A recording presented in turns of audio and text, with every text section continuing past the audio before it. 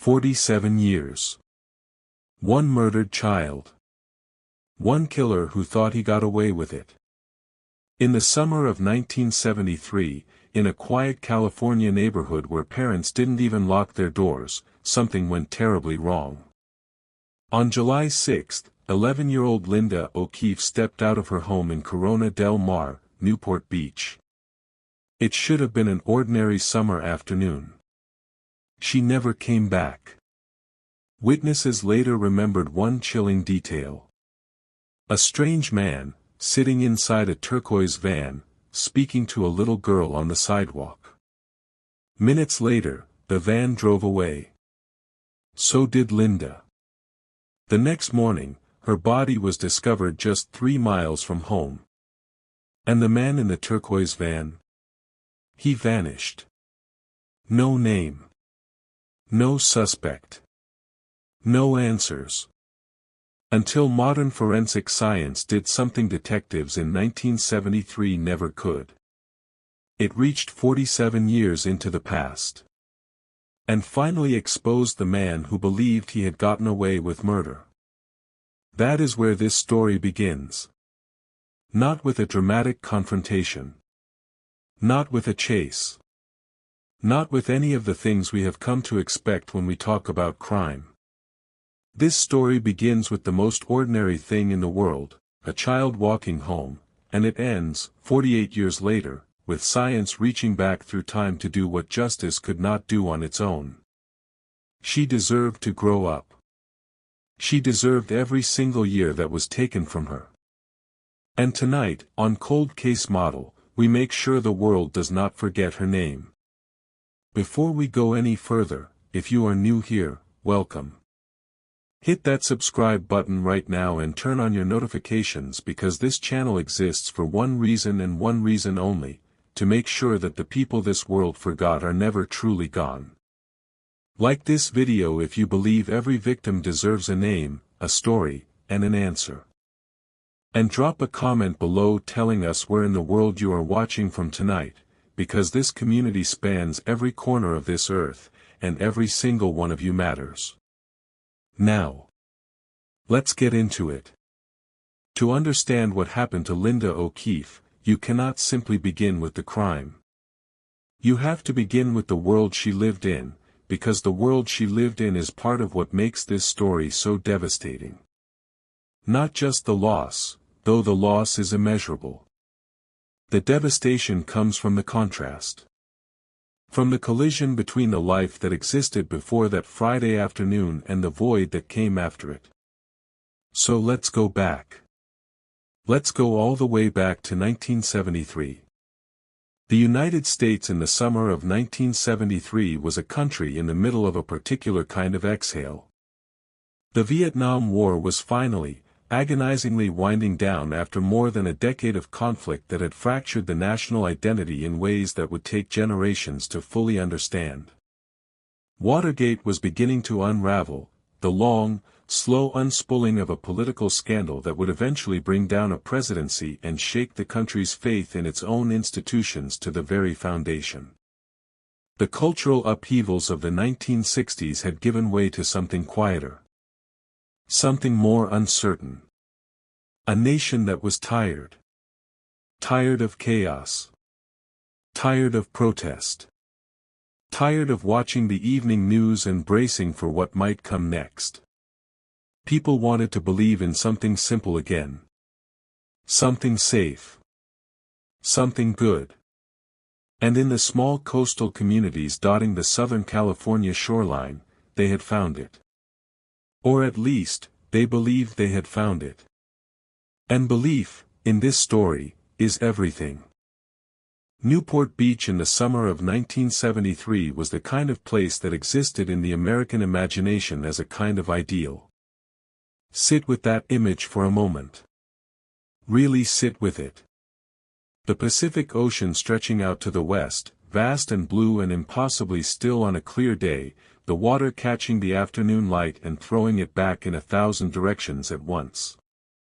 The sky above it cloudless and warm, that deep, saturated California blue that seems almost painted, almost too vivid to be entirely real, like something an artist might render when they are trying to capture perfection and come surprisingly close. The air along that coastline carries a particular perfume that anyone who has lived near the California coast will recognize in an instant and carry with them for the rest of their life no matter where they go. Salt. Warmth. The distant tang of eucalyptus from the trees that line the inland streets. Sun-baked earth drying in the afternoon heat. Seagulls riding the coastal thermals overhead with no urgency and no particular destination, just wheeling lazily against the blue, riding the wind for the simple pleasure of it.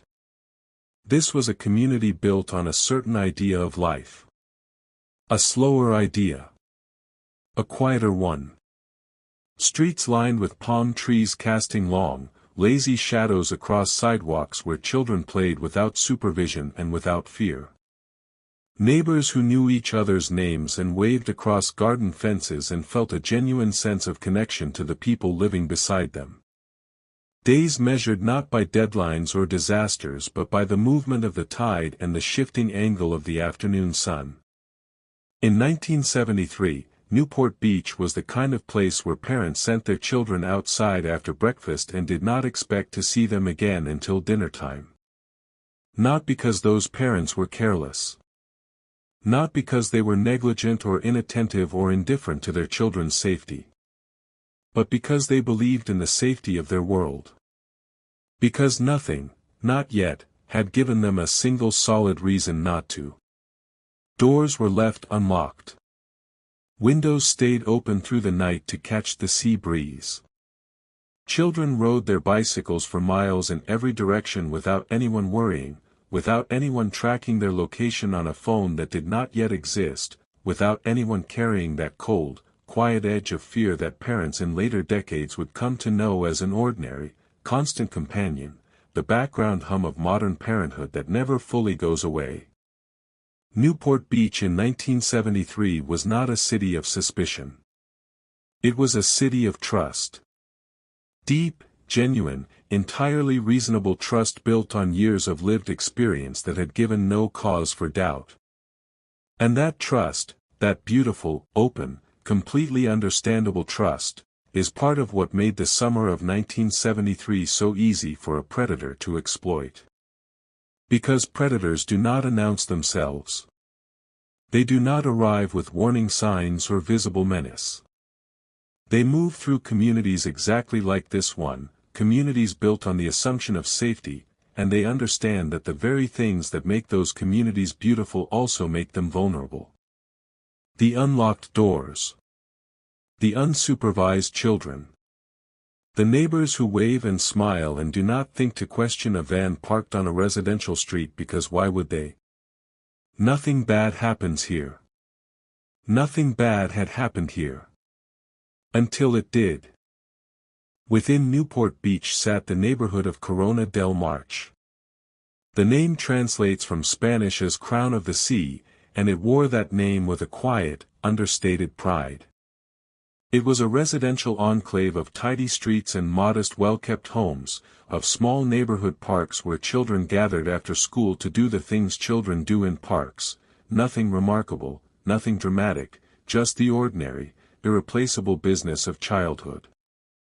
Gardens tended with care by people who took pride in their small corner of this already beautiful place. The sea breeze moved through Corona del Mar at all hours of the day and night, carrying that same coastal perfume through open windows and past front porches and through the yards where children played. On a street called Galaxy Drive, the O'Keefe family had made their home. Richard O'Keefe was the kind of man that communities are quietly built around, even if no one ever explicitly acknowledges it. He was a machinist by trade. A man who worked with his hands. Who understood the deep, precise satisfaction of making things function correctly, of understanding not just how something works but why it works, and what it takes to keep it working. He brought that same steadiness, that same dependable precision, to every dimension of his life. Richard O'Keefe was not a man who made grand gestures. He did not seek the spotlight or demand recognition for the things he did. He was a man who simply showed up. Every single day, in every single way. He went to work and he came home. He was present for his family in the way that genuinely good fathers are present, not just physically in the room, occupying space, but genuinely, attentively, completely there. The kind of father whose children grow up with a foundational sense of security because they have learned, through years of accumulated evidence, that this person can be counted on. This person will not disappear. This person will be there. His wife Barbara was something of an artist, though she might never have used that word to describe herself. She was a seamstress who worked from home, and her skill went far beyond mere technical competence. Barbara O'Keeffe did not simply assemble clothing from patterns. She designed. She imagined. She had a creative instinct and an eye for detail that elevated what she made from functional garments into something that carried meaning. Her greatest joy was creating pieces for her daughter. Simple dresses, mostly. Nothing elaborate or showy.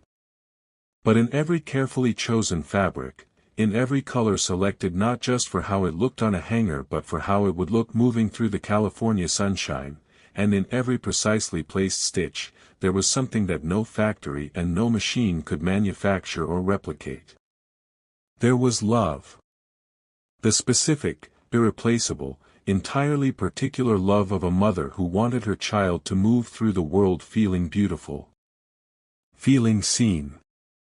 Feeling that she had been thought of and cared for in a way that went all the way down to the very clothes on her back. Every dress Barbara O'Keeffe made for her daughter was an act of devotion. A small, quiet, daily act of devotion that Linda wore without fully understanding what it meant, the way children receive love when they are young, completely and without analysis, simply as the texture of being alive. Their daughter was Linda.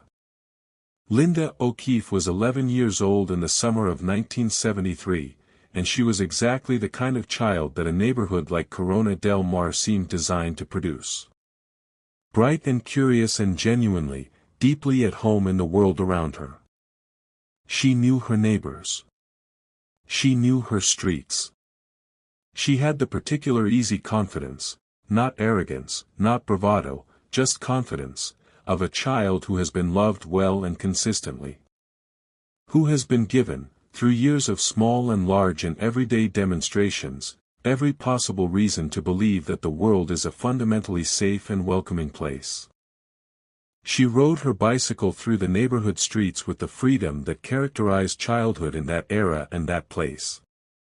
She played with friends in the way children play when no one is watching the clock too closely and the afternoon stretches out endlessly in every direction. She moved through her days with the easy, unconscious grace of a person who belongs where they are. Linda O'Keeffe had no reason to be afraid. Hold that thought. Because it is going to matter.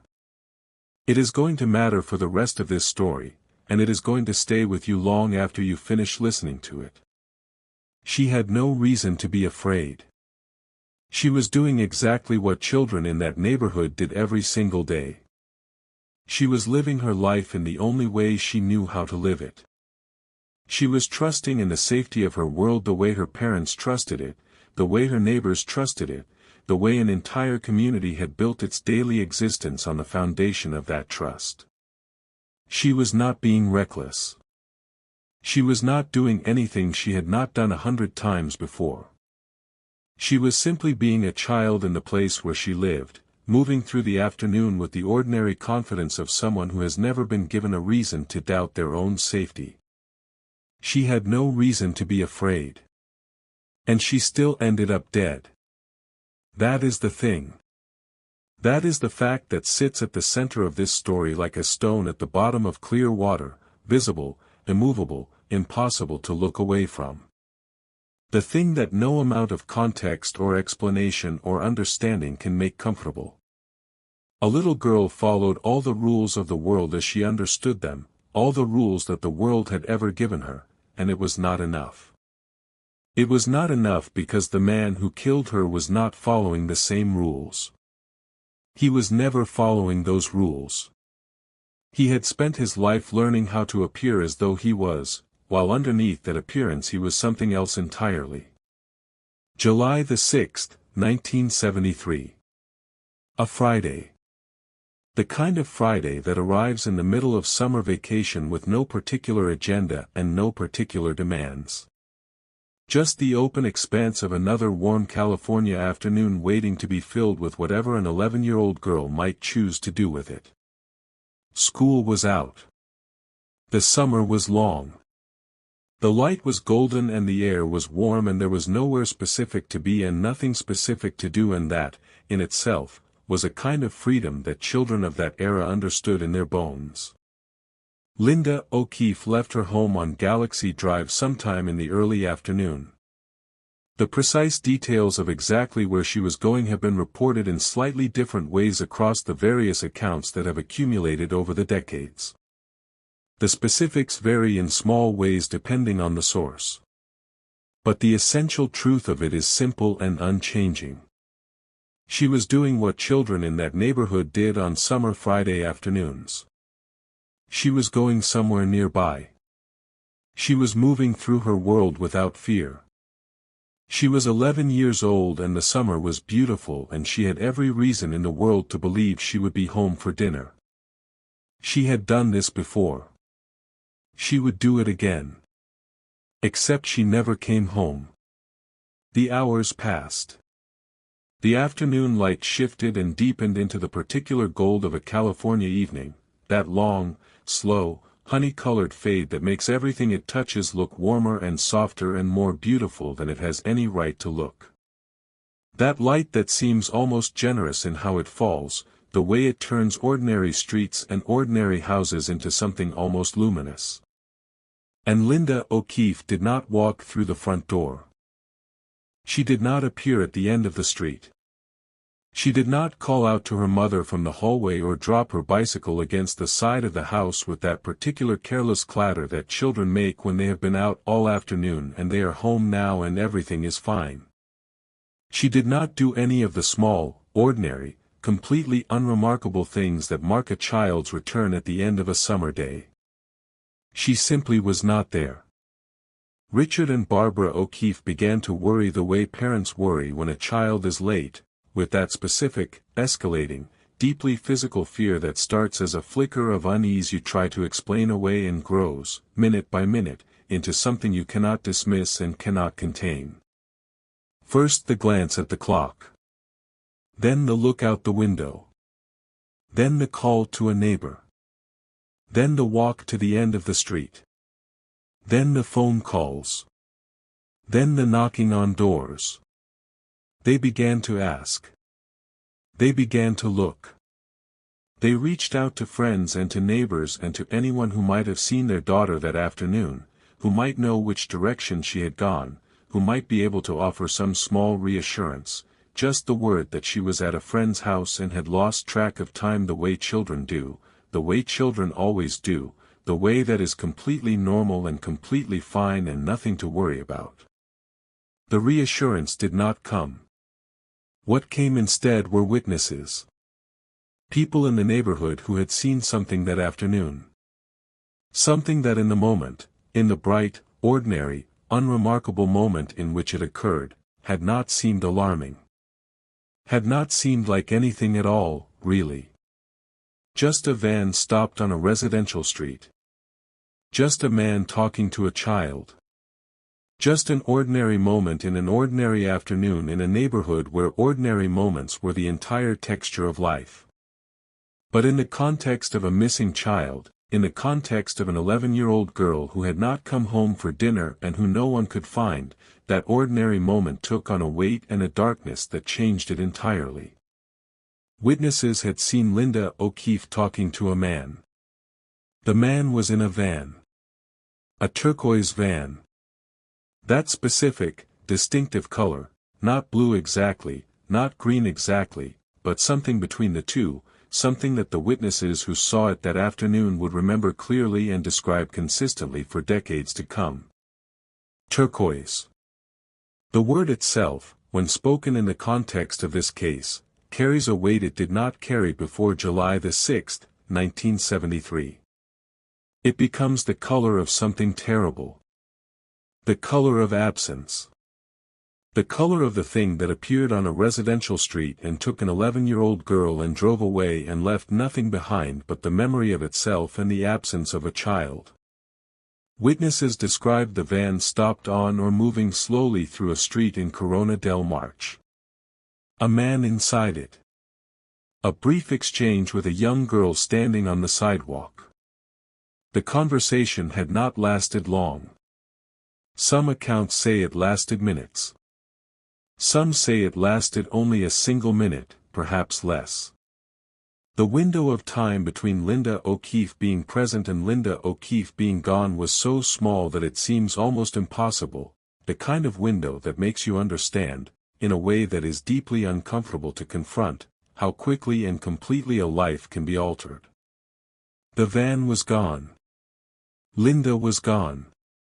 And whatever had been said in that brief exchange on that quiet street, in that moment that no one watching fully understood, it had been enough. That was all anyone saw. That was the totality of the witness evidence from that afternoon. A turquoise van. A brief exchange of words. And then nothing. Nothing but the absence of a child who had been there a moment before. The Newport Beach Police Department was notified. A search began. The kind of search that tears through a community like a storm, that pulls neighbors away from their dinner tables and brings officers flooding into residential streets and sets volunteers moving through parks and alleyways with flashlights and urgency and the desperate, fierce, entirely human hope that the next corner turned will reveal a frightened but living child. The kind of search that transforms a quiet neighborhood into something unrecognizable. The kind of search that changes the people who participate in it, because participating means acknowledging that something has gone terribly wrong in a place where nothing was supposed to go wrong, and that acknowledgement, once made, cannot be unmade. Linda O'Keefe was not found that night. She was found the following morning. July 7, 1973. By sunrise, searchers had located the body of Linda O'Keefe in a marsh approximately 3 miles from her home. 3 miles from Galaxy Drive. 3 miles from the kitchen where her mother had sewn dresses with love in every stitch.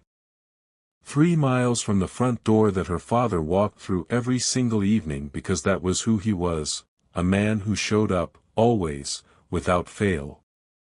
3 miles. It is not a large distance.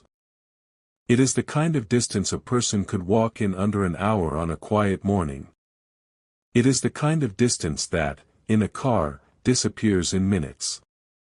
3 miles from everything Linda O'Keefe had ever known, in a marsh that had nothing to do with the bright, salt-aired, sun-soaked world she had lived in, the world her parents had built around her, the world that had felt, right up until the moment it was shattered, like the safest place on earth. She was gone. 11 years old and gone. And the man who had taken her was already somewhere else, moving through the California landscape with the particular ease of someone who has done something terrible and has not yet been, and may never be, called to account for it. The turquoise van had dissolved into the geography as completely as if it had never existed. The man behind the wheel had already become a ghost, present enough in his daily life to pass as ordinary, invisible enough in the ways that mattered to escape every system, every investigation, every net that would be cast in the years and decades to come. The Newport Beach Police Department opened a murder investigation. Detectives began the painstaking, exhausting, often heartbreaking work of trying to reconstruct the final hours of Linda O'Keefe's life.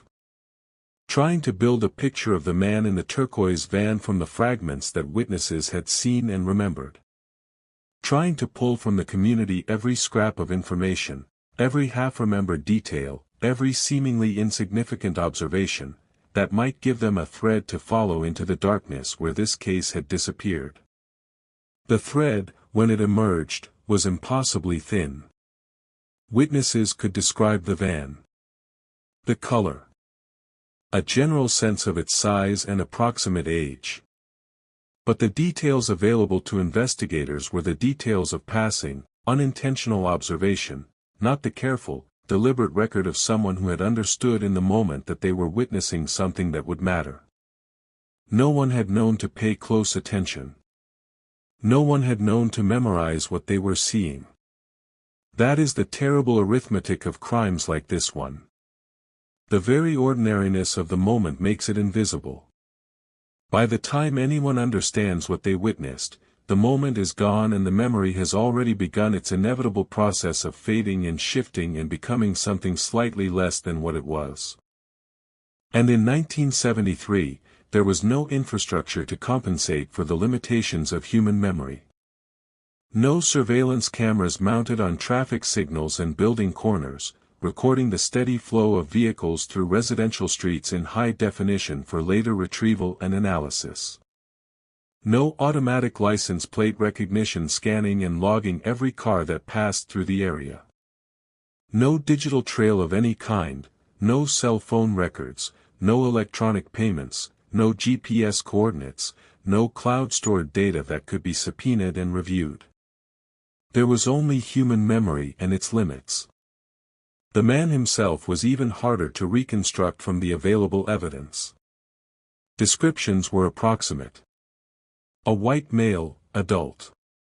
Beyond those broad parameters, the specifics blurred and varied in the way that eyewitness accounts of brief, unexpected encounters almost always do. No one had thought to memorize his face. No one had written down the van's license plate number or taken a photograph or done any of the things that people in later decades, armed with smartphones and a cultural awareness of the importance of documentation, might reflexively do. Why would they? He was a man in a van talking to a child on a sunny afternoon. The moment had not announced itself as a moment that needed to be preserved. Detectives worked the case with everything they had. They canvassed the neighborhood systematically, speaking to every resident they could reach, building as complete a picture as possible of what had happened on Galaxy Drive and the surrounding streets that Friday afternoon. They followed every lead that came in, however slender. They appealed publicly for information, spreading the description of the van and the man as widely as the media of the era allowed. They ran down every turquoise van they could locate, every registered owner, every vehicle matching the description that could be connected to the Newport Beach area or to anyone who might have had reason to be in Corona del Mar on July the 6th. They did everything that investigators in 1973 had the tools and the training and the resources to do. And still, the man in the turquoise van remained a ghost. The months passed. The investigation continued, but it slowed in the way that all investigations eventually slow when the leads dry up and the witnesses have all been interviewed and the evidence has been examined and re-examined and still no clear answer has emerged. The trail did not go cold all at once. It went cold the way trails do, gradually, incrementally, each passing week making the next forward step a little harder, each dead end making the investigators a little more aware of how much they did not know and might never know. The case did not close. That point matters, and the detectives of Newport Beach are emphatic about it. The case of Linda O'Keefe was never officially closed. It was carried forward, year after year, by investigators who understood that a case being old did not make it unimportant, and who refused to consign an 11-year-old girl to a filing cabinet and a forgotten folder. But the years passed anyway. Years have a way of passing regardless of whether justice has been done. 1973 became 1974. 1974 became 1975. The decade turned. A new decade began. The 1980s arrived with their own anxieties and their own preoccupations and their own sense of themselves as entirely distinct from everything that had come before. Popular culture shifted and churned. Technology began to change in ways that most people did not yet fully understand. The world continued its movement away from the specific moment in which Linda O'Keefe had been alive and toward whatever came next. And the man who killed her moved with it. He moved through the decades with the ease of someone who had managed to disconnect himself entirely from what he had done. Who had put enough distance, geographic distance, temporal distance, the distance of a false identity carefully constructed and maintained, between himself and a July afternoon in California that he may, over time, have begun to believe that distance was permanent. That the case had gone cold enough to stay cold. That he had gotten away with it. He had built an entire life on that assumption. He was wrong. If you are still watching at this point, drop a comment right now with the words, "I am still here." Let's see who is truly following this story, because what comes next is where everything changes. This is where the science steps in. This is where 48 years of hiding finally, permanently comes to an end. And if you have not already hit that like button, do it now. Every like tells us that Linda's story matters to you. And it should. Keep watching. To understand how Gary Ramirez was eventually identified and arrested, how a man who had successfully hidden for 48 years was finally found, you have to understand the evolution of forensic science across the decades that followed Linda O'Keefe's murder. Because the tools that caught him did not exist in 1973. They barely existed 20 years after that. The science that ultimately brought Linda's killer to justice was science that had to be invented from first principles, refined through years of application, perfected through the accumulated experience of researchers who were often working without a clear roadmap, and then deployed by a new generation of investigators who were willing to look at old cases with entirely new eyes. In 1973, forensic science was a fundamentally different discipline than what it is today. Not inferior, the scientists and investigators of that era were skilled, dedicated, and working at the cutting edge of what was possible. But fundamentally different in its capabilities, in what it could establish, and critically in what it could not. DNA analysis, as we understand and practice it today, simply did not exist in 1973. The molecular structure of DNA had been described by Watson and Crick back in 1953, and the decades since that discovery had produced a growing body of knowledge about genetics and heredity. But the application of that knowledge to criminal investigation, the ability to take a microscopic sample of biological material left at a crime scene and extract from it a unique genetic signature that could be matched to a specific individual with near absolute certainty, that was still decades away. Investigators working a crime scene in 1973 collected physical evidence in the ways available to them. Fingerprints. Fiber samples. Hair. Bodily fluids. They processed and analyzed that evidence using the best techniques of the era, and those techniques were genuinely useful. They could establish facts. They could eliminate suspects. They could support or undermine specific theories about what had happened. But they could not do the thing that modern investigators take for granted. They could not look at biological evidence and say, with the kind of near certainty that changes the course of a case, this came from this specific person, and we can prove it. That capability arrived in the mid-1980s, and its arrival changed everything about criminal investigation in ways that took years to fully appreciate. The breakthrough came from a British geneticist named Alec Jeffreys, working at the University of Leicester, who developed the first practical DNA profiling techniques. Jeffreys was not specifically looking for a tool for criminal investigators when he made his discovery. He was engaged in basic genetic research, trying to understand patterns of inheritance. But the implications of what he found were immediately apparent, and they were applied quickly. The technique was first used in an immigration case before making its landmark criminal application in the United Kingdom in 1986, when it both identified a murderer and exonerated a man who had falsely confessed. The technology crossed the Atlantic not long after. By the late 1980s and through the 1990s, DNA evidence was being incorporated into criminal investigations across the United States in ways that were genuinely revolutionary. Cases that had gone cold for years were being reopened. Convictions were being reviewed. People who had spent years in prison for crimes they did not commit were being exonerated, and people who had spent years living freely having committed crimes they believed could never be proven against them were being identified, arrested, and brought to court.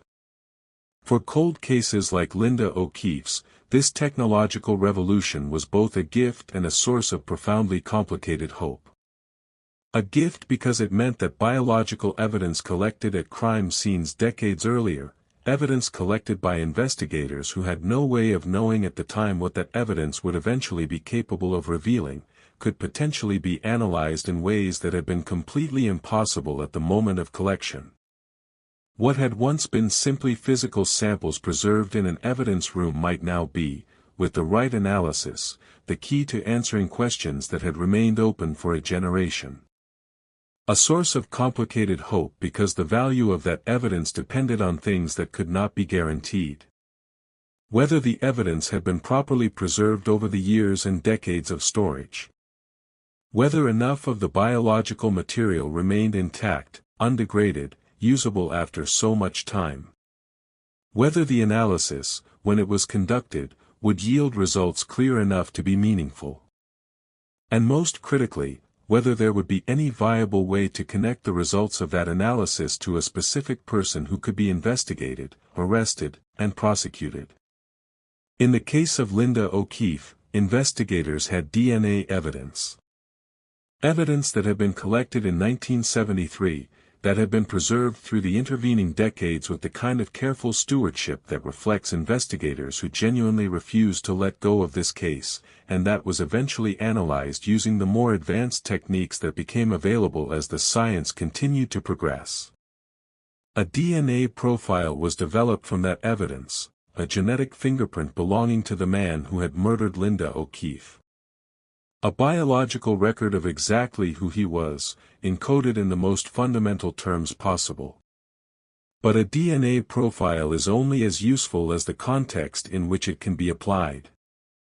A profile sitting in a database, without a match to check it against, without a suspect to compare it to, without a methodology for translating a genetic sequence into a name and an address and a face, is not an answer. It is a question. A very specific question, with only one possible correct answer, but a question nonetheless. And for years, years that became a decade, that became 2 decades, that stretched toward the half-century mark, that question remained open. The man in the turquoise van was not in any criminal DNA database. He had apparently managed, across all the years that followed July 6, 1973, to avoid any criminal conviction that would have led to his biological material being collected and catalogued. He had moved through the decades, through all the changes in law and technology and investigative practice that those decades had brought, without ever appearing in any of the systems that might have flagged him.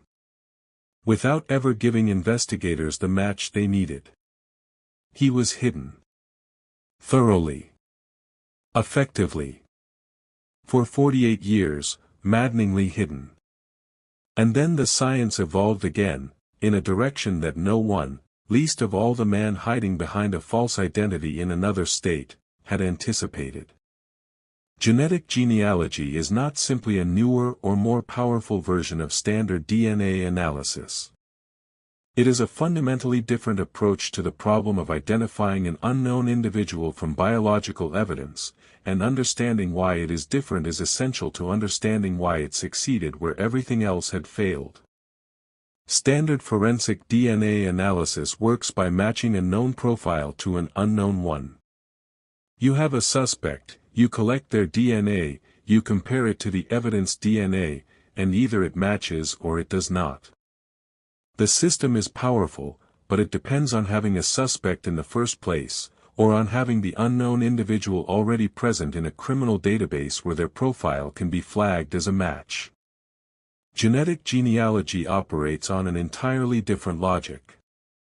It does not require the unknown individual to be present in any database. It does not require a suspect. It requires only the DNA evidence itself and access to the right data. The principle is grounded in a simple biological reality. Every human being shares genetic material with their biological relatives. The amount of shared material varies with the closeness of the relationship. Parents and children share about 50% of their DNA, siblings share approximately the same, and the percentage decreases as the relationship becomes more distant. But even relatively distant relatives, cousins or second cousins or more distant connections, share detectable amounts of genetic material. Enough, with sufficiently sensitive analysis, to establish a biological relationship even between people who have never met and may not know of each other's existence. Over the past 2 decades, millions of people across the United States and around the world have voluntarily submitted their DNA to consumer genetic testing services. Companies like Ancestry DNA and 23andMe built enormous databases of genetic profiles, originally offered as a tool for people curious about their ethnic heritage or eager to connect with previously unknown relatives. People submitted their saliva samples and received in return a window into their own biology and, often, connections to biological relatives they had not known to look for. What those millions of people created, collectively and without any intent beyond personal curiosity, was a resource of extraordinary investigative value.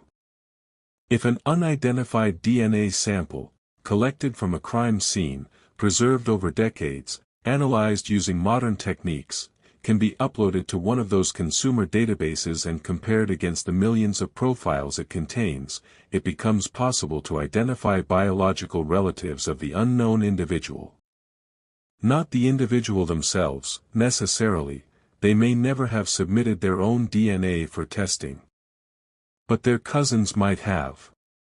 Their aunts and uncles might have. Their more distant relatives might have. And from those relatives, working outward through the branches of a family tree using the same genealogical research methods employed by family history enthusiasts and professional genealogists around the world, it becomes possible to narrow the field. Investigators building a genetic family tree are looking for the convergence point, the place in the tree where multiple genetic relatives intersect, the individual who connects all the biological dots, who fits the demographic profile of the suspect in question, who was in the right place at the right time. It is painstaking work. It requires expertise in both genetic analysis and historical genealogy. It requires access to records, birth certificates, marriage records, census data, obituaries, property records, newspaper archives, that can help fill in the branches of a family tree that genetics alone cannot construct. It requires patience and rigor and the willingness to work through dead ends and false paths and moments of near success that turn out to lead nowhere. But when it works in a way that nothing else does. It can identify an unknown individual from their DNA without that individual ever having submitted a sample, without their ever having appeared in any criminal database, without their ever having done anything that would traditionally bring them to an investigator's attention. It works because you cannot hide from your family. You can change your name. You can move to another state. You can build a new identity around a set of lies carefully constructed and maintained over decades. But your DNA is your DNA and your relatives are your relatives, and if those relatives are in a database, the path back to you exists whether you know it or not. The technique had been proven dramatically and publicly in 1988, in 2018, with the identification of the man known as the Golden State Killer. Joseph James DeAngelo had committed a series of rapes and murders across California throughout the 1970s and 1980s, terrorizing communities up and down the state and accumulating a case file of extraordinary size and complexity.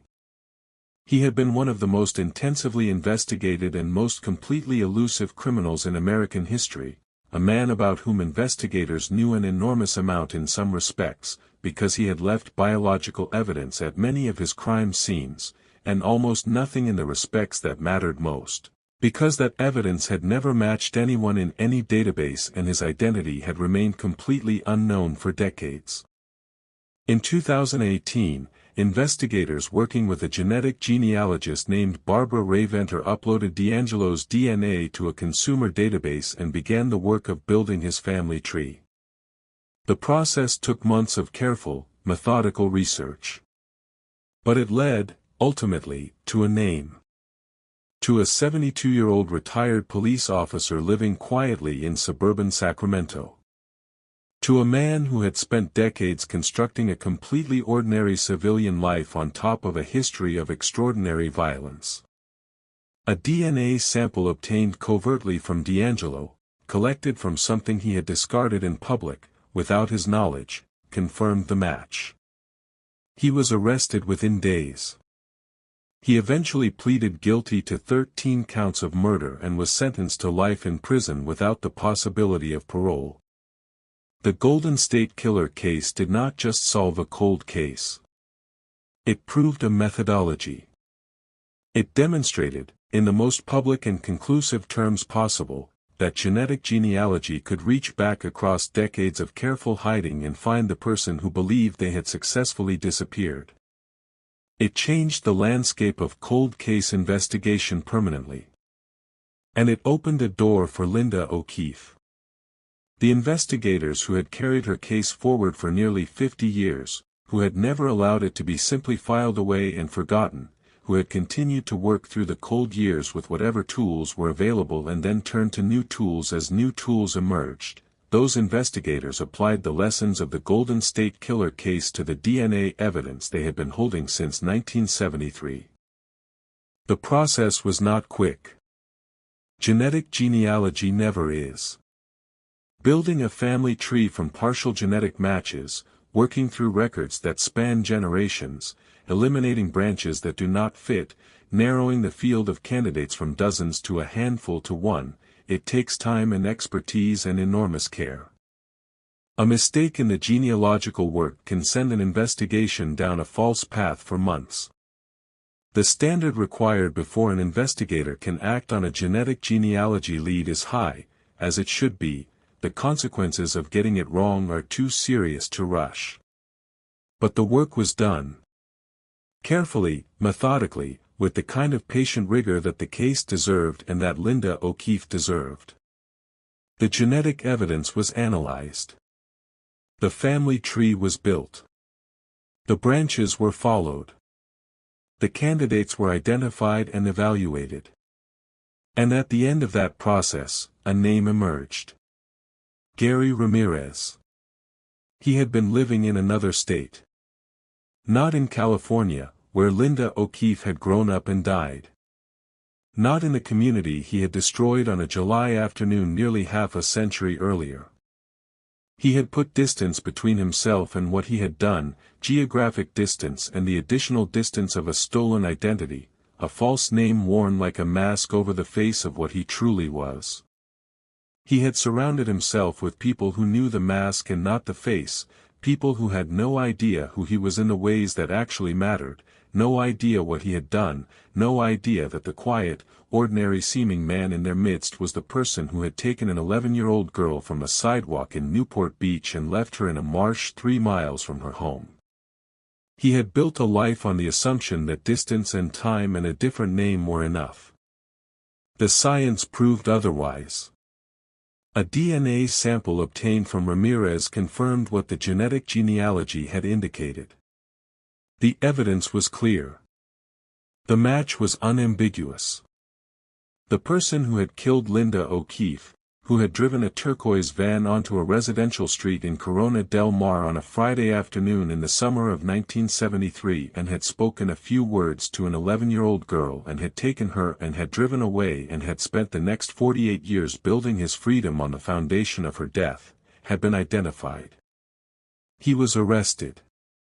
After 48 years, he was arrested. There is a particular quality to the silence that follows the resolution of a case like this one, a silence that is not the silence of peace or of satisfaction, because justice in cases like this can never be entirely satisfying. What was taken cannot be returned. The 48 years of not knowing cannot be undone. The 11 years that Linda O'Keefe lived, and the 70 years of life that were taken from her, cannot be balanced against any outcome in a courtroom. For Richard and Barbara O'Keefe, for every member of Linda's family who had spent nearly 5 decades carrying the specific, unresolvable grief of losing a child to unexplained violence, the arrest of Gary Ramirez did not make the loss smaller. It never could. Nothing can give back what was taken from them on a July afternoon in 1973. Nothing can give Linda back. Nothing can return the little girl in the home-sewn dress to the family that made her and loved her and watched her walk out the front door and never come back. But it gave them something real. It gave them an answer. After 48 years of not knowing, of living with the open wound of an unsolved case, of never being able to fully close the door on what had happened because what had happened had never been fully explained, they had an answer. They had a name. They had the knowledge that the man who had stolen their daughter from a sidewalk on Galaxy Drive had been found, and identified, and that he would stand in a courtroom and be confronted with what he had done. That is not nothing. It is not everything. It cannot be everything. But it is not nothing. What this case also gives us, those of us who are not directly connected to Linda O'Keefe but who have sat with her story tonight, is a profound and complicated set of things to think about. It makes us think about trust. About the kind of community that makes trust possible, and the vulnerability that trust creates, and the particular cruelty of people who know how to exploit the openness of trusting communities. Newport Beach in 1973 was not naive. It was not careless. It was a community living in accordance with the experience it had accumulated, and that experience had given it no reason for suspicion. The trust that existed there was not a failure. It was a human achievement. It was what good communities are built on. The failure was not the communities. The failure, the only failure, the real and sole and entire failure, was Gary Ramirez. This case makes us think about the people who carry these cases forward. The investigators who refused, across nearly half a century, to let Linda O'Keefe become simply a cold case statistic. Who understood that their obligation to a murdered 11-year-old girl did not expire because the years kept passing and the leads kept drying up. Who kept the file open and kept revisiting it and kept asking whether the new tools that each new decade brought might be the tools that finally changed the outcome. Those people matter. The work they did matters. Without them, without that continuity of attention and care, the genetic genealogy that ultimately solved this case would have had nothing to connect to, no evidence preserved, no case history maintained, no thread still running through the decades back to July 6, 1973. And this case makes us think about the science itself, about the astonishing, almost improbable arc of human knowledge and capability that connects a British geneticist working in a university laboratory in the 1980s to the resolution of a murder committed in California in the 1970s. About what it means that we now live in an era when the biological evidence left at a crime scene can, with the right approach, identify a person who has spent nearly 5 decades in hiding. About what that means for every cold case that remains open. For every family that is still waiting. For every little girl whose name has not yet been said on the evening news. Because Linda O'Keefe's case is not unique in the ways that matter most. The specific details are unique. The specific people are irreplaceable and particular. But the broader shape of the story, a child taken, a killer hidden, a family waiting for decades for an answer that seemed like it might never come, that shape is not unique. There are other cases like it. Other families like it. Other names waiting for the same reach backward through time that finally found the man who drove a turquoise van. The science is ready. The question is whether the will and the resources and the commitment are there to apply it. Linda O'Keefe was 11 years old on the last day of her life. She was wearing a dress her mother had made for her, a simple dress, carefully stitched, made with the specific love of a mother who wanted her daughter to move through the world feeling cared for. She was walking home through a neighborhood that had given her every reason to feel safe. She was an ordinary child living an ordinary life in an ordinary place on an ordinary afternoon, and she had done nothing, not one single thing, to deserve what happened to her.